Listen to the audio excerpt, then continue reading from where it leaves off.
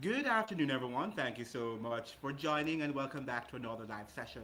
Now, Puerto Rico is facing a water crisis, and the question we need to ask today is who's next in the Caribbean? Water is not simply another public service, water is life. When a country or territory begins struggling to provide reliable access to clean, affordable water, we are no longer talking about an ordinary infrastructure problem. We are talking about national security, public health, economic survival, and the resilience of an entire society. We are talking about life. And Puerto Rico should concern the entire Caribbean because what is happening there cannot simply be dismissed as a Puerto Rican problem, as we normally do. Across the Caribbean, we have aging infrastructure, drought, changing rainfall patterns, rising demand, coastal development, inadequate investment, and communities that are increasingly vulnerable to extreme weather. So the question becomes if Puerto Rico can face a serious water crisis, which Caribbean country could be next? Could it be Jamaica, Trinidad and Tobago, Barbados, the Bahamas, the Dominican Republic, or another Caribbean territory that believes its water supply is secure? And there's another question we need to confront. Who is responsible when a population cannot reliably access one of the most basic necessities of life? Is it simply a failure of infrastructure or is it a failure of government?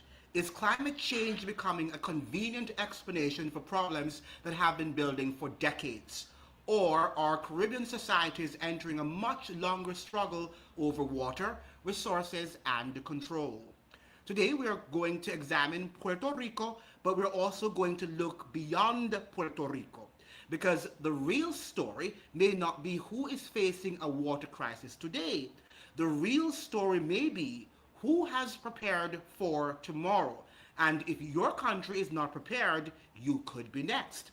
Tell me whether you're watching from, where you're watching from, tell me, and from what is happening. Tell me what is happening there with your water supply. Is water becoming a serious problem where you live? Let us know because this is a serious crisis and we would not like it for it to get out of hand. Now, we're open here. The data center driven drought is coming for the West. That's what they're telling us. The federal government has finalized a plan that will require California, Arizona, and Nevada to reduce water usage from the Colorado River by 16 to 20% through 2028. But the plan does not account for or even mention increased water usage caused by data centers in both upper and lower basin states. So is there a potential path forward without tackling both? So we're seeing here where there seems to be the increase of data centers is actually increasing the whole matter of drought, and we will have significant reduction in our water reserves. Let me just get now into some of the facts of what is happening in Puerto Rico, and I will have you listen to some clips because we're living in a serious crisis. So we're in severe water shortage on the island of Puerto Rico. All right, so let me guess what they're saying here. Ration water. Right now, not enough people are talking about what's happening in Puerto Rico because of a once in a generation drought. The Puerto Rican people simply do not have access to water, and they're being forced in places like San Juan and elsewhere to begin rationing water. The governor of Puerto Rico has now announced 48-hour rolling windows in which some communities will be without water for a period of 48 hours. Mind you, we are in the peak. It is muggy. This is when people need water the most. And because of a drought that truly has devastated much of Puerto Rico in terms of water supply, right now the Puerto Rican people aren't able to get access to critical water. And I haven't heard many people talking about this, and I think that we need more attention on what's happening in Puerto Rico right now with the goal, hopefully, that FEMA and the federal government can surge resources to the island to make sure that the people have drinking water, water to use more. Follow for more. Now, we know that water, as we suggested, is life, right? And without this basic commodity, this basic resource, we will not be able to survive. Now, we understand that the agenda, UN Agenda 2030, that they have their agenda to control every aspect of our lives, including food, water, everything that even the air that we breathe is going to be controlled by private entities. We already saw where I showed to you before that Bill Gates is buying up lots of farmlands, including water. So the billionaires are now controlling our water centers, and they're going to control the water reserves and the dams through what we call the data centers, which people have been sounding their alarm against. Many of us are not getting aware. We're not informing ourselves about how this is going to affect our individual lives and or our lives as a collective. But certainly we're seeing that happening in Puerto Rico, and it's something that we want to talk about. We're talking about a warning because right now parts of Puerto Rico are facing water lockoffs, and they're saying up to 48 hours in some cases. Some people are even complaining that up to 2 weeks. No running water, no reliability, and for many people, no clear answers. Now pause for a moment and think about that. In a modern Caribbean territory with infrastructure, tourism, and global banking, how does something like this happen? Is this simply a case of aging pipelines and poor maintenance? Is it climate pressure, droughts, changing rainfall patterns, rising temperatures? Or are we looking at something deeper, a pattern that is quietly unfolding across the region? We've got to ask ourselves these questions because Puerto Rico is not isolated. Across the Caribbean, we are seeing warning signs, water restrictions in some islands, strain on reservoirs and supply systems, rapid urban growth without matching infrastructure, and increasing dependence on systems that were never designed for today's demand. So the real question is this: what's happening in Puerto Rico? The real question is who's next? Because we are going to be impacted by what is happening in Puerto Rico. A lot of times when they are doing these things, they are playing what? They are using these islands as the blueprint for what is going to occur globally on a global scale. Could Jamaica handle 48 hours? Could Trinidad and Tobago handle 48 hours without water in key communities? What about Puerto Rico? Well, Puerto Rico is handling it, Guyana, and all the other countries in the Caribbean with its industrial demand. Guyana expanding rapidly with oil wealth, but still developing infrastructure. Barbados already managing water stress. This is where the conversation shifts. And the other day, the Barbadians were telling me that they're getting what? Brown water in some communities in Barbados. That's sewage water. So we are in a crisis because yes, climate change is part of the story.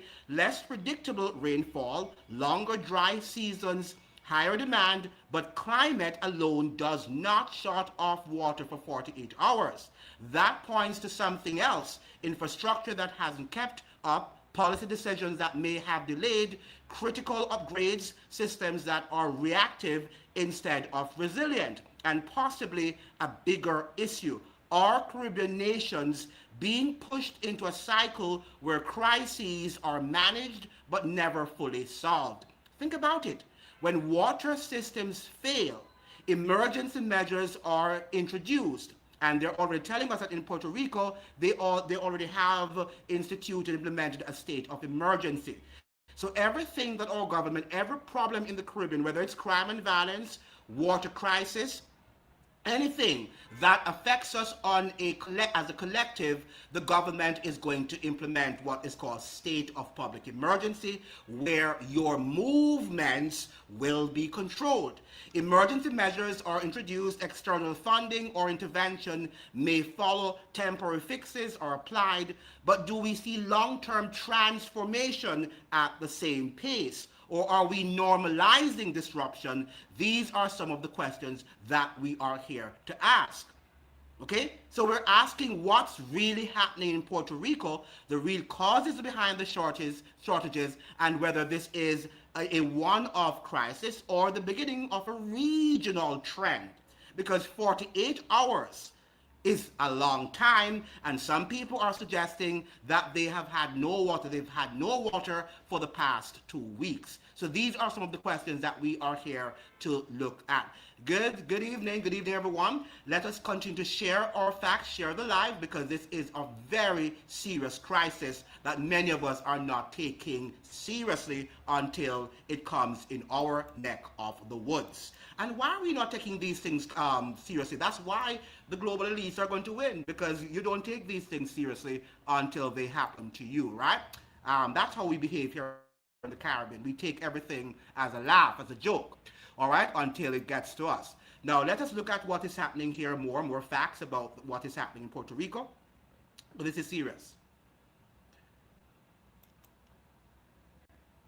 Had to deploy the National Guard to help with the water crisis that the island is facing. It was reported over the previous weekend that around 40,000 people lost access to their water. But this issue of the people in Puerto Rico not getting water has been going on for a while.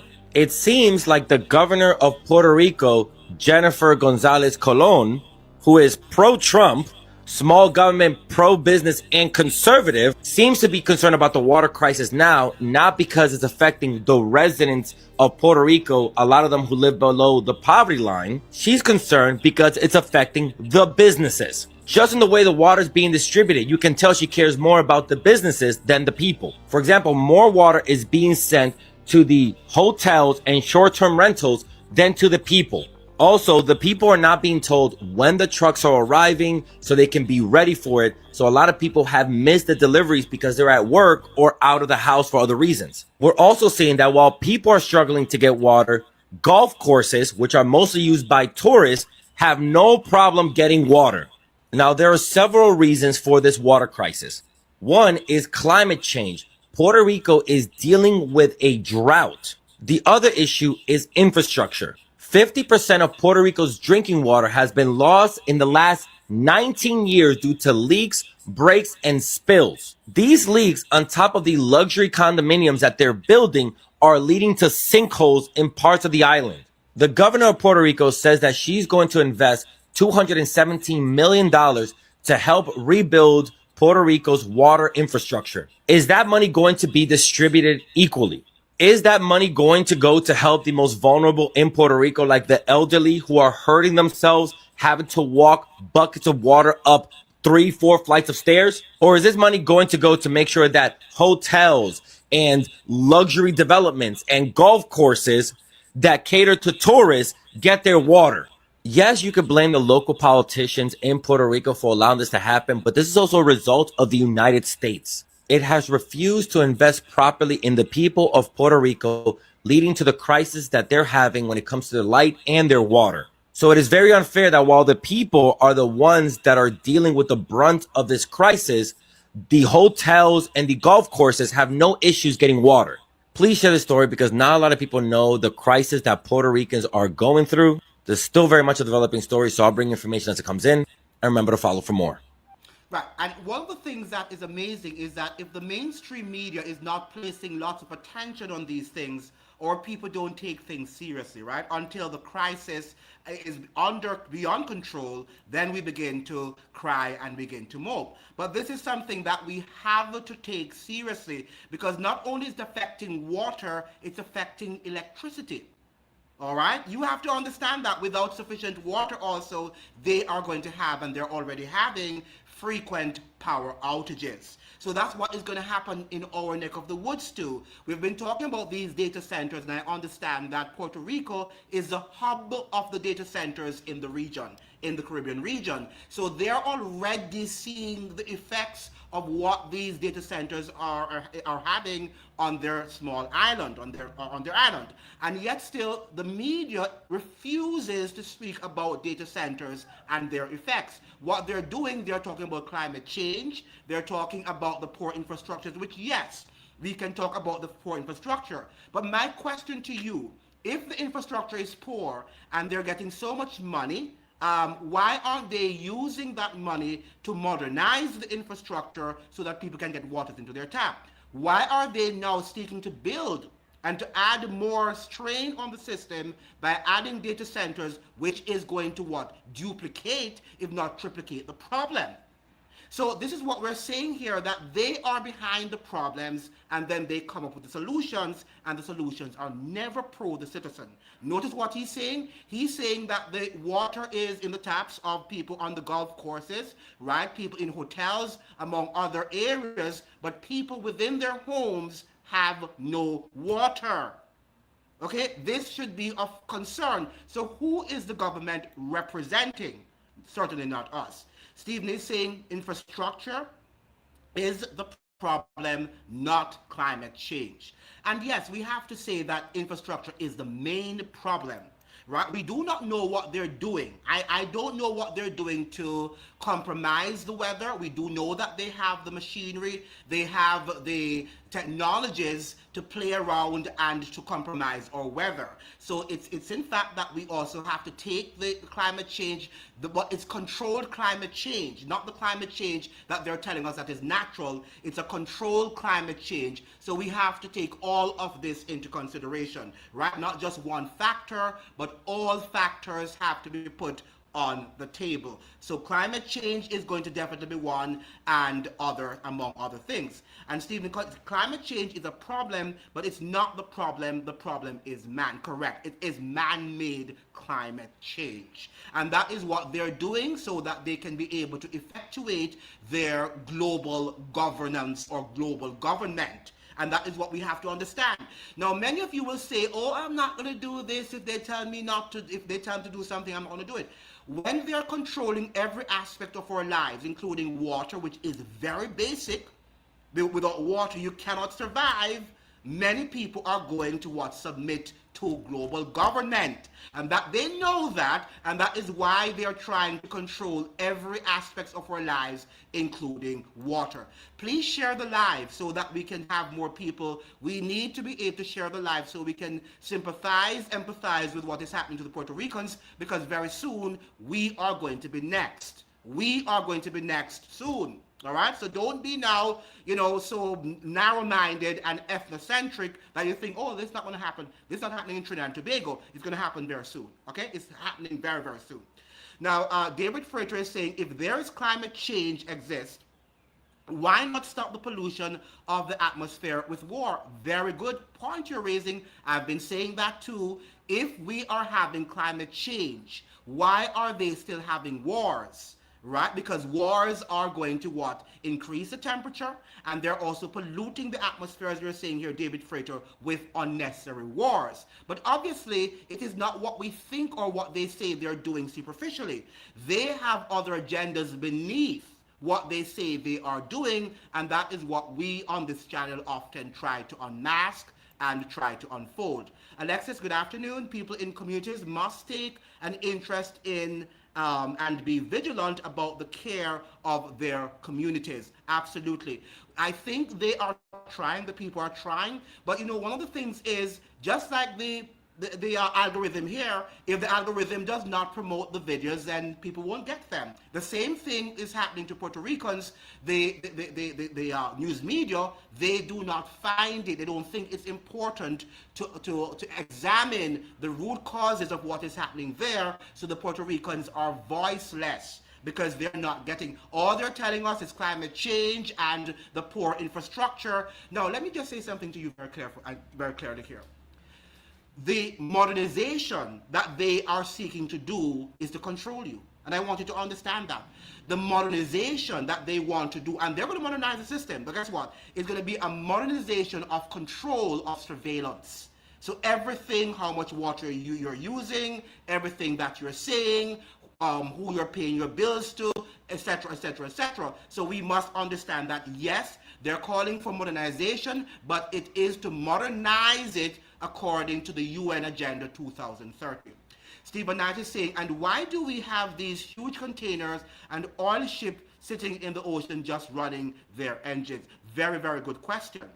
Very good question, because they're doing so many things that are contradictory to what they say. And that is why we have to analyze these things carefully and begin to call them out and say that they are hypocrites and that they are they're murderers. Because I can tell you that this is population reduction. Another agenda is population reduction because people are going to get sick, people are going to die, because water is life. Without water, we can't clean up our mess. They can't even flush their toilets. So if they can't flush their toilets properly, what's going to happen? Diseases. Then they tell you about vaccines, and we know what is going to happen. By the way, Nurse Campbell he published a video yesterday saying that they have now decided that they're going to put their, they're going to not sanction, but they're going to, put their imprimatur on the vaccines, that they're going to make the vaccines now, as if they're wonderful, products to be put in our bodies. So right now, when we think that they're not clamping down, they're clamping down even more, okay, on what they say we thought that they would have put a halt on. Now, this is an El Nino year, and people must keep ahead of these events and make preparation to level up their systems. Yes, easier said than done, because what we're saying here, Alexis, is that how do we do that unless they have water tanks? And what we're hearing now is that they don't have water, rain, so even if they have water tanks, their tanks are not going to be filled. So we do need some amount of government assistance. However, I agree with you that we have to be working together and try to work independently of government, because if not, we are going to suffer because the government does not care about us. And that is the crux of the matter. I do not understand David Furter is saying that their agenda is to control the world. And how do you control the world if people have independence? If people are independent, they have their water, they have their food, they have shelter, they have a good job, right? And they can use their money, their paper currency to do whatever they want to do, and you can track and trace them, then they can't be controlled. People can be controllable if you can control their water supply, their money supply, their politics, everything about them, then people will submit to a system. And that is what we need to understand. Remember now, during the pandemic, some people did not agree with what was happening, but their jobs were on the line, and they said, you know what happened? I prefer to have a job and eat rather than standing up to a system that I oppose. So that is what people do. Take away basic things from people and they will yield. Even some of these podcasters who are online talking to you, some of them are going to yield, because that is what happens when basic things are taken from people. You can control them. Alexis is saying the people can't just rely on and blame the government for every issue. Yeah, but if they control the system, right, then you have to blame them. Because one, we are paying taxes, right? And people are expecting that people would have built more dams, more reservoirs, and would have maintained the system, which they haven't done. So they don't have any excuse because we have given them money to do so. Now, notice what the reporter was saying, that they have no problem in the hotels nor on the golf courts. They have problems in people's homes. So what they're saying is that the problem would not have been publicized had the businesses not been facing problems. So they don't care about us, and that's what we're saying. So why do we have governments, and why do we have to pay taxes? And this is what people are asking. Now, we have Steve is saying, they say they want to cut the population in half. Don't forget the Georgia Guidestones, right? They also said the same thing before they were demolished. Absolutely, and they're about doing it. And they don't have to shoot you. And that's the whole point. They don't have to shoot you and bomb you. They can withdraw water supply, regular water supply, and you can die. Right? You can die. Food, all of these things, you can die. Because if we don't drink water in 3 days, you can die. And if you have, filthy environment, like your toilet is unflushed, and in Barbados, some of you were telling me that you have sewage water that you're dealing with, people can die. Okay, so they know all of these things and the health hazards. And that is why Bill Gates and his billionaires are now buying up farmlands and buying up the water reservoirs, the dams, so that water, everything will be privatized. Right? So here we're not suggesting that government should be blamed.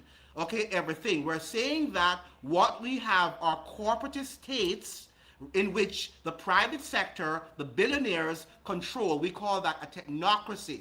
And if we do not highlight what is happening, people are going to think that this is normal. And what we're saying here, it is not a normal situation. Okay? So that is what we're trying to say. Listen to what this is saying in the United States. The problem is a typical supply and demand issue. The Colorado River supports 40 million people, around 5.5 million acres of farmland, and vital ecological habitats in 7 states. This water is supplied by reservoirs along the river, with the primary reservoirs being Lake Powell and Lake Mead. Both provide 85% of storage for water usage in the basin, but both reservoirs have fallen to historically low levels. And this is in Colorado. As populations grow in states like Arizona, there isn't enough fresh water to meet demand. The Bureau of Reclamation's new plan focuses on Glen Canyon Dam and Hoover Dam, which form Lake Powell and Lake Mead, respectively.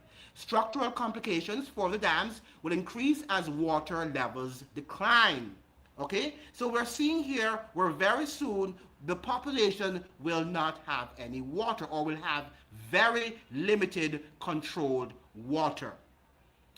Now, he's saying here that the West is experiencing a boom in data center construction. So while we're experiencing limited water, supply, we are seeing the increase in data center construction. The irony is that California and Arizona are the leading states in the western U.S. with high concentrations of data centers, with Utah and Nevada trying to catch up. And data centers rely on 2 things: water and electricity. The energy footprint of data centers in Arizona now accounts for 7.4% of the state's total power, while in Phoenix alone, the water requirements for nearly 60 of these facilities reach approximately 177 million gallons per day. And shockingly or not, if you're paying attention, Reclamation's new plan does not mention data centers. That's because the administration has gone all in on AI. So they are not telling us that the data centers, not climate change, is what is responsible for the water limitations. And we have to know that's what we're here doing on this channel. We're not trying to just blame government. We are trying to look at the root causes of the problems that we have in our society. Okay, this is not just a government bashing channel, but the government is representing us. We pay taxes to government, so the government should be held accountable, and we find where they're lying and they're actually working with billionaires to take away our rights, just the right to water, the right to food, the right to even exist. They don't even want us to exist. And that is what we're here to tell you. And people are not taking this seriously because they think their governments love them and their governments are going to vouch for them when these things occur. Well, the Puerto Ricans are finding out that that is not happening. Now, Alexis is saying, then that shows that citizens must become more vigilant, concerned, and ensure things are kept up. Yes, some are doing that, but guess what they're doing now, Alexis? They're now making these problems become state of public emergency.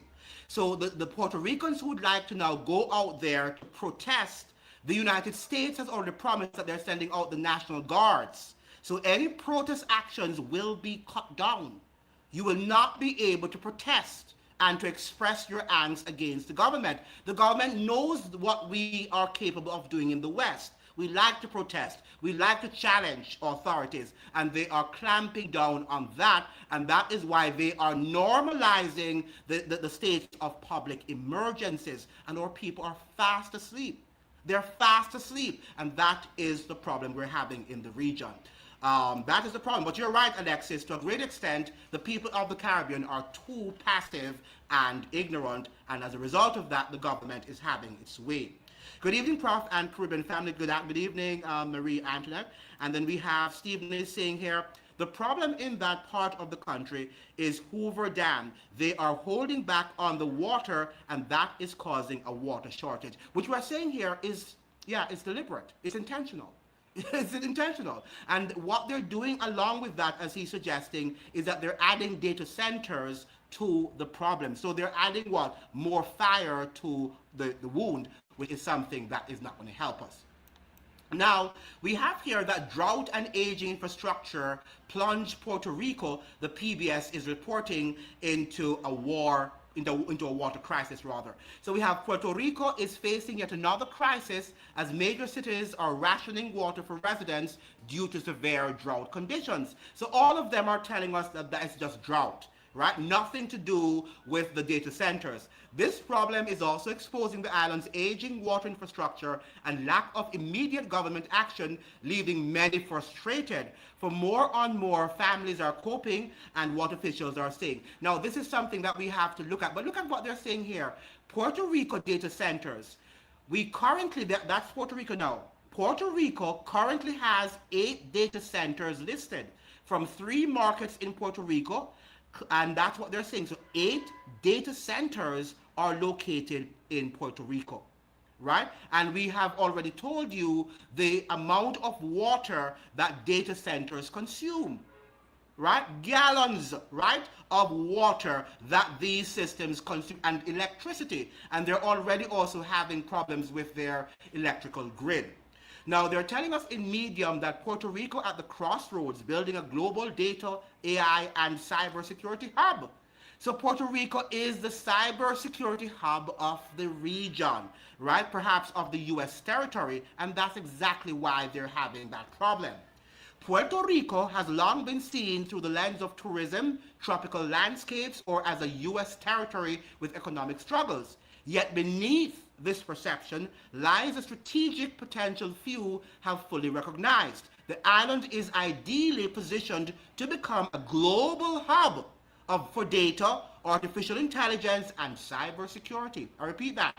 The island of Puerto Rico is ideally positioned to become a global hub for data, artificial intelligence, and cybersecurity. Now, when they say cybersecurity, make sure you understand this is surveillance. Cybersecurity means surveillance. Its location bridges North America, Latin America, and Europe, offering companies an unparalleled geographic advantage for transcontinental operations. So the rise of AI and data-driven economies has made the ability to process, secure, and analyze information a central pillar of modern economic power. Countries and corporations that can offer reliable infrastructure, legal certainty, and talent will dominate sectors ranging from healthcare to logistics, finance, and government services. Puerto Rico's unique combination of U.S. legal alignment, bilingual workforce, and proximity to global markets creates an unmatched opportunity to seize this emerging domain. So we can see here that this is the problem, right? But the media is not going to tell us that, because that is not within their interest. Because who controls the media? The billionaires control the media. So the media cannot unfold to you what billionaires are doing to get rid of us, because right now AI is more important than people. I want you to understand that. AI is more important than human beings. Your government are going to invest more in AI technology than in you, the citizen. I want you to understand that. Because why have us around if AI can do whatever we can do? And that's what they're reasoning. Why have these pests around? We are pests to them. Because they have to what? Upgrade us, and they have to deal with our challenging them, and they don't want to be challenged. Right? They just want to lead their lives happily while they're pillaging all the resources of the world. Steve Knight is saying it is easy for them to pass legislation to spy on people than to make our lives and our cost of living easy. Right? Because if we are not, surveilled, if they don't surveil us, then we are going to what? We are going to protest, and they can't control us. And what they want, just like the machines. Remember now, when you put in something into a machine, what does it do? It actually gives you back what you probably want, or it tells you without challenging you, it says this is what it is, right? The government wants citizens who will not challenge policies that they are trying to formulate. That is what citizens who are pliable. And for the most part, that is what they're actually getting because we can't no longer think.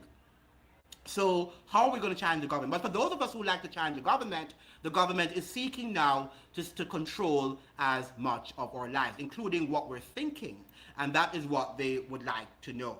Let's move on to something else where we are looking at the severe crisis. We are looking at the severe crisis that is happening in Puerto Rico, and this is a crisis that we should all be concerned about because it's going to happen very soon in our neck of the woods. This is an agenda, and we must look at it, we must examine it, and we can't wait until it comes before we start crying. We should be crying now before it gets worse.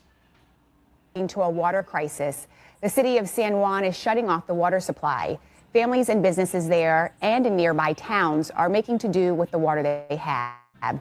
NBC's George Solis reports from Puerto Rico.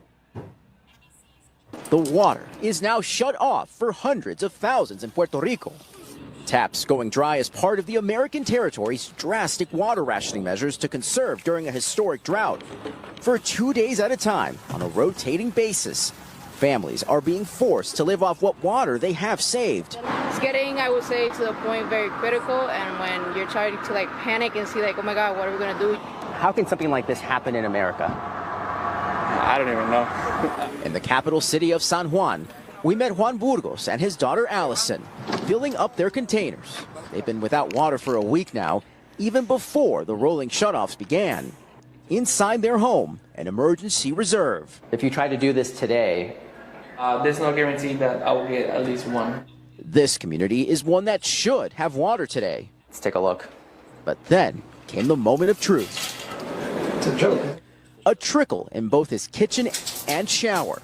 Definitely do not recommend to anybody that. Not even my worst enemy. No. In nearby Trujillo Alto, 84-year-old Carmen Caloca has water, but only because she has a large water tank that sits at the top of her home. She's been sharing it with her neighbors. But then her tank began running low, and with disabilities, her only recourse was to call town leaders and plead with them to bring her more water. Puerto Rico está hecho una porquería. She calls Puerto Rico a porquería, a trash dump. FEMA says it's closely monitoring the drought conditions and that the agency is working with the Puerto Rican government to provide water trailers. All right, let's check out the drought monitor here in Puerto Rico, and we can see that much of it is solve the problem, the root cause of the problem. They're not looking at solving the root. They're looking at just solving temporarily a crisis that will never be resolved because it's total control. Now, Alexis is saying this change makes it more important to get together become cohesive rather, and fight for our grassroots needs. Yeah, but as I'm saying to you, we can only fight within their limits because right now they're sending the National Guard over, which is going to actually control any amount of protest that you can ever do. All right? It doesn't seem like you're very interested in this topic. Thought that this was something that you should have been more than interested in because it's something that is going to impact on our lives. All right? So maybe I should end the live, or if you have no more comments, I shall not work up myself and get tired when I can do other things more productive. So do you have any other comments?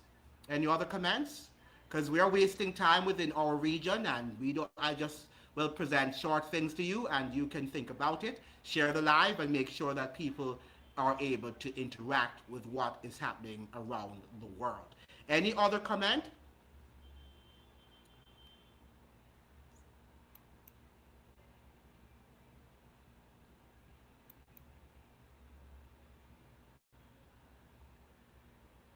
All right, thank you so much for joining. There's no more comments, thank you so much for joining, and we will. Oh, I have others. Is it other? Oh, no, okay.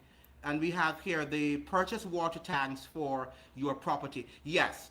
What is happening though is that as we get more people, begin to buy these water supplies, if you don't have government trying to help and protect your property, it means that people can perhaps sometimes, when you see people, desperate, people will come into your homes and they will try to invade, right? Because when they're desperate, people do desperate things. So everything also, the government does not put legal processes in place and work with the law, just respect the law that should govern the country, then what you'll have eventually are people who are going to be doing things that they should not be doing.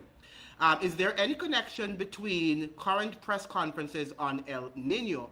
I'm not sure if there is any connection. I would think there is, but what I do think is that they're trying to give us a lot of explanation as to why we have this El Nino thing and the water shortages, but they're not telling us the root causes, which one is the data center. They're not telling us that, because I think irrespective of what they say, I think that if we didn't have these data centers, I don't think that this crisis in Puerto Rico would have been that severe. They would have some drought, because we do have drought from time to time. We can't deny that. Okay, that is a reality that we've been living here in the Caribbean with. However, there are other things that they're doing behind the scenes, and they're also clamping down on doing these things, even though they know that these things are creating further damage and harm to the infrastructure. So it's almost like it's something deliberate they're doing, and it's unstoppable, and it's very difficult to say that.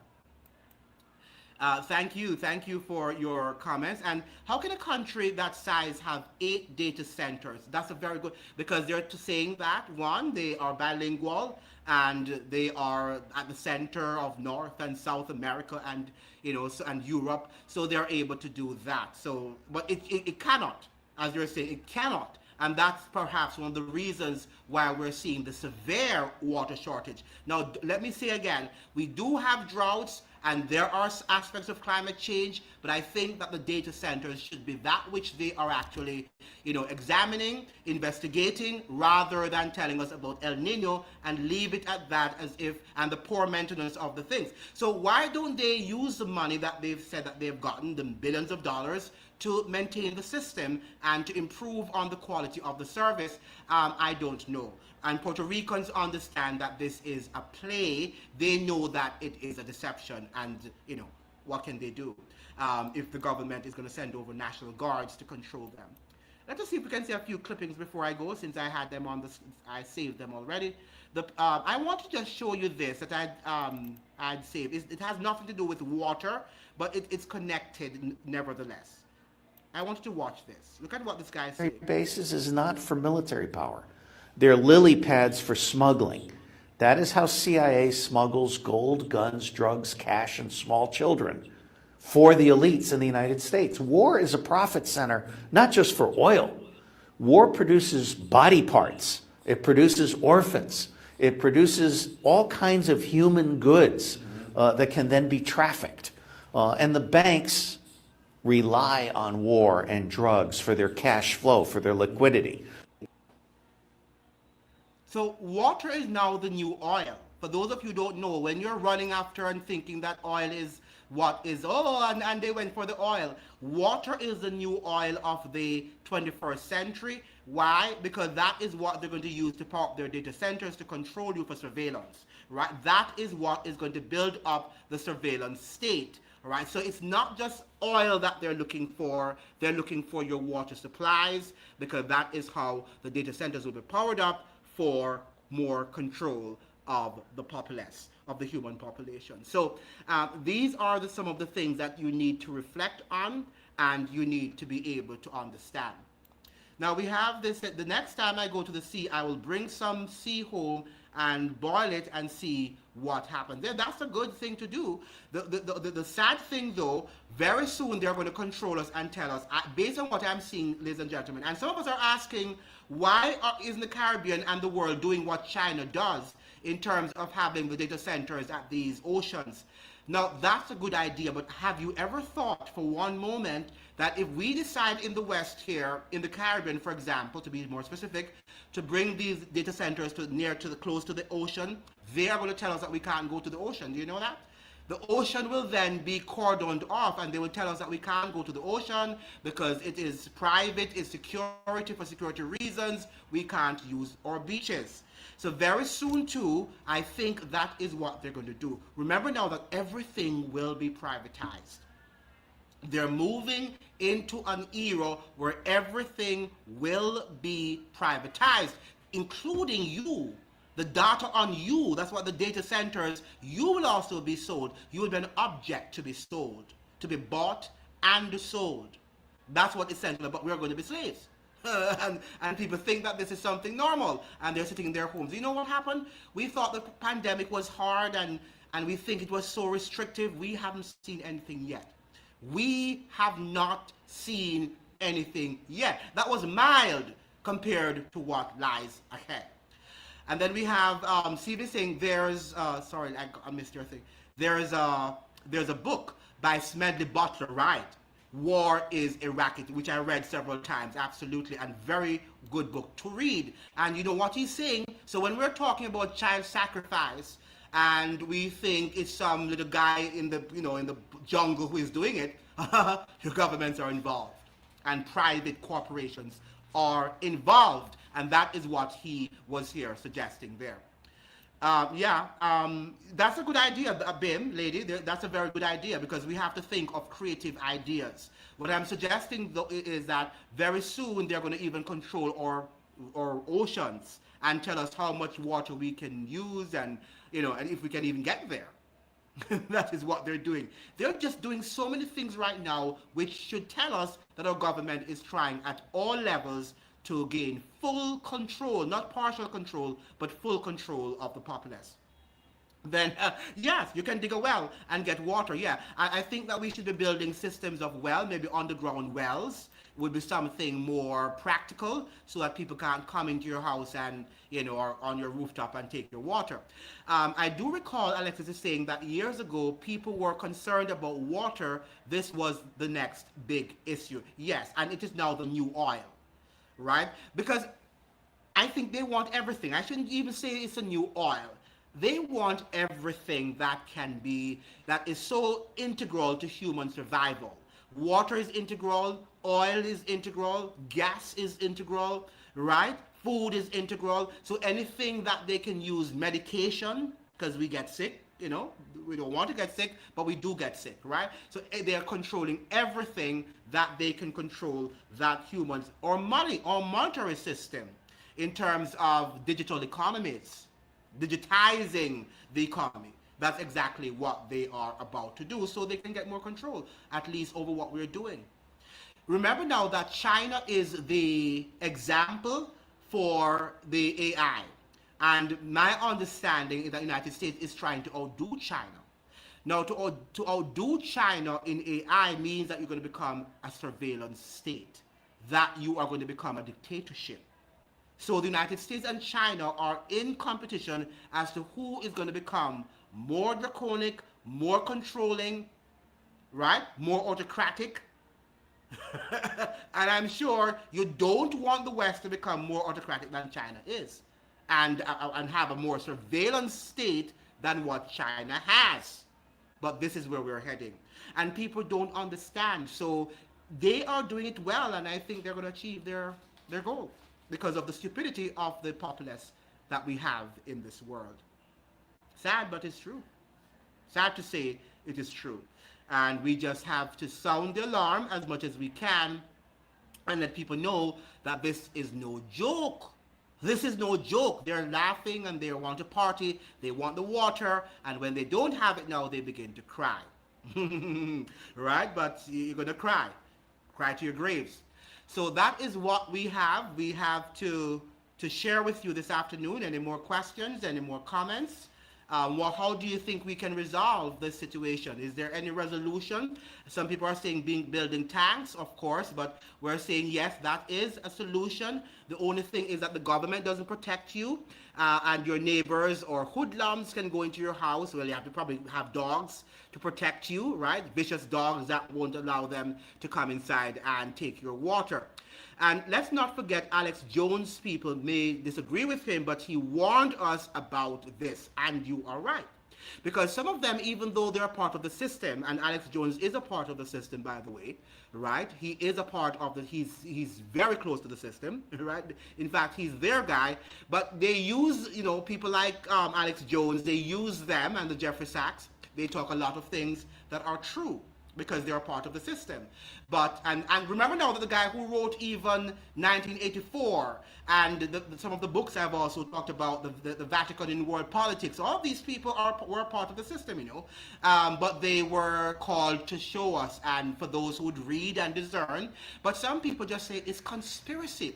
Oh, these books are conspiracy theories, and Alex Jones is a conspiracy whatever. He's nuts, right? And he's nuts in some cases, but he's not stupid, right? And he has unpacked a lot of things that are true. Can we listen to everything he says? No. Okay, but absolutely he was right. I agree 100% with your statement, Stephen.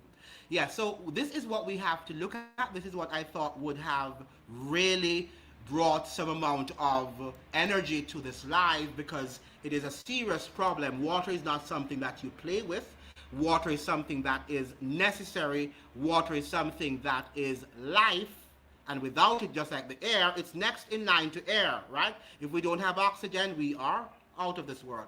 Water is second to it. Then we have food. I suggest if you're going to have a well or wells on your property, do not broadcast it. If you are going to purchase a water tank, bury them.